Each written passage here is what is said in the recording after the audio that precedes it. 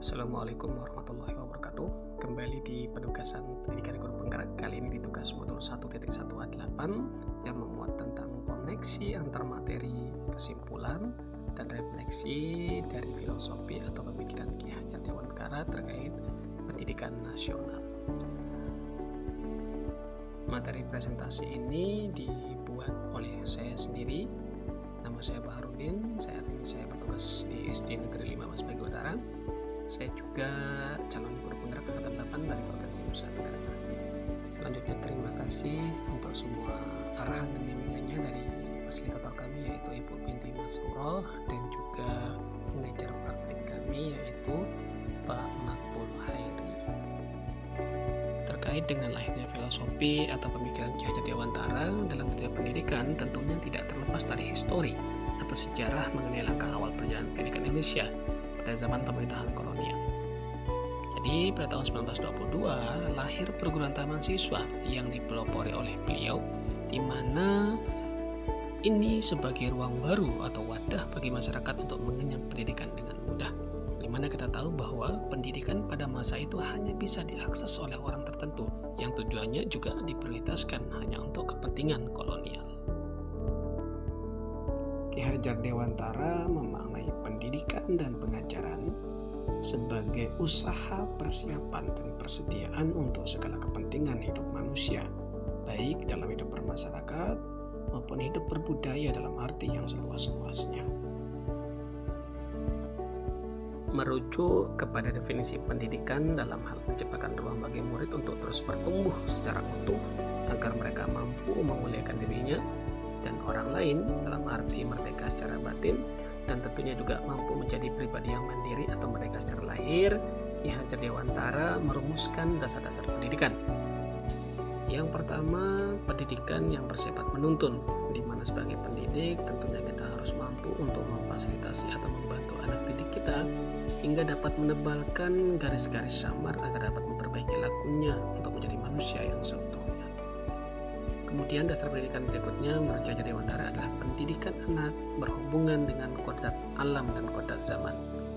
Selanjutnya adalah penumbuhan budi pekerti sebagai perpaduan antara cipta, rasa, karsa, dan karya.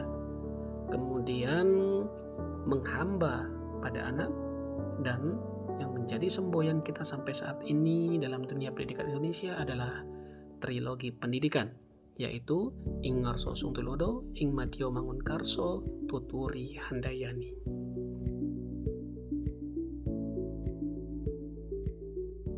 Sebelum mempelajari modul 1.1 ini, sebagai pendidik ternyata banyak memiliki persepsi yang keliru dalam memandang dunia pendidikan.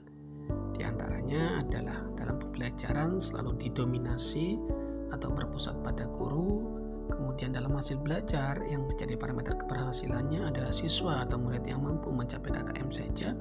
Kemudian kadang kita juga memberikan prioritas utama kepada siswa yang pintar dalam hal kognitif. Selanjutnya adalah kadang memberikan sanksi sebagai upaya efektif dalam mencapai kedisiplinan. Alhamdulillah setelah mempelajari modul 1.1 ini, mindset atau paradigma saya yang keliru terkait dengan pendidikan sudah bergeser ke arah yang lebih baik. Dalam proses pembelajaran, saya sudah mengupayakan prosesnya berpusat pada murid atau student center, kemudian melaksanakan asesmen awal sebagai pemetaan terhadap kebutuhan belajar peserta didik saya. Selanjutnya, membuat dan melaksanakan secara bersama kesepakatan kelas untuk menciptakan iklim kelas yang kondusif dan adanya optimalisasi sumber belajar terbarukan. Dalam ranah pencapaian hasil belajar, parameter keberhasilannya tidak lagi semata-mata pada aspek kognitif atau pencapaian KKM semata, tapi juga memperhatikan kompetensi afektif dan psikomotorik peserta didik. Selanjutnya, pada ranah prioritas atensi, kesempatan tidak hanya diperuntukkan bagi murid yang pintar dalam pencapaian segi pengetahuan saja, tetapi pelaksanaannya jauh lebih komprehensif atau menyeluruh.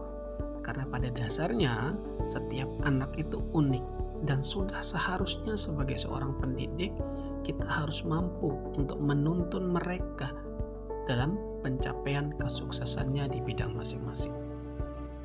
Berikutnya dalam hal punishment, alhamdulillah saya sudah mampu untuk mengubah pola pemberian sanksi yang sifatnya konvensional dengan kegiatan yang lebih edukatif dan hal yang seharusnya dilakukan.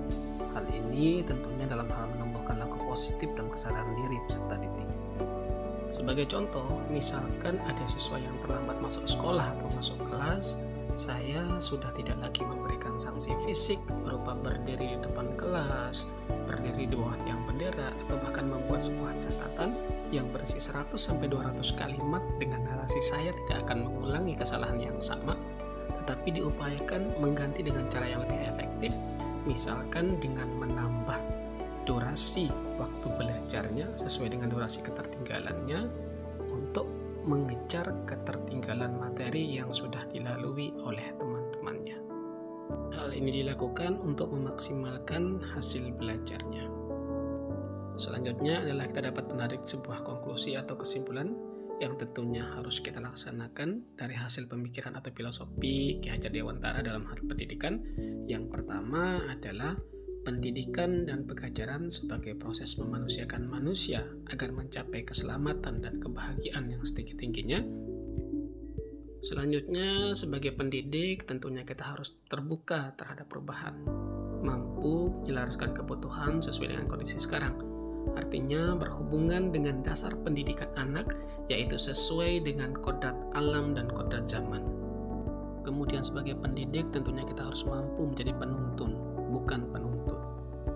Hal berikutnya yang tidak kalah penting adalah upaya kita sebagai pendidik dalam menumbuhkan budi pekerti untuk melatih pendidikan sosial dan karakter anak dalam konteks lokal sosial budayanya. Dan yang terakhir adalah sebagai pendidik, kita memberikan kebebasan yang bertanggung jawab kepada anak untuk mengembangkan ide, berpikir kreatif, dan mampu mengembangkan bakat atau minat mereka. Hal ini selaras dengan konsep mereka belajar saat ini, atau sebagai bentuk perwujudan dari berhamba pada anak. Sekian, semoga bermanfaat. Terima kasih. Salam guru penggerak, tergerak, bergerak, menggerakkan. Assalamualaikum warahmatullahi wabarakatuh.